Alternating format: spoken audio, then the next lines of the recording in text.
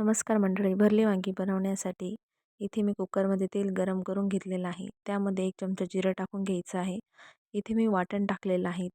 ते वाटण आहे कांदा, लसूण, अद्रक, खोबरं व धने व मिरची यांचं छान वाटण करून घेतलेलं आहे भाजून. तर हे छान परतून घ्यायचं आहे.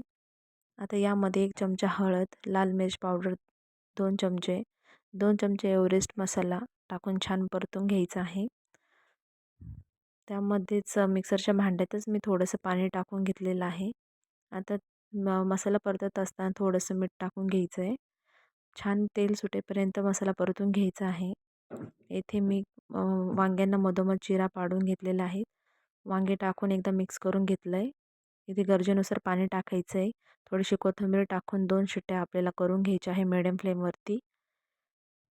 इथे आपलं वांगं तयार आहे. चला सबस्क्राईब करा आता.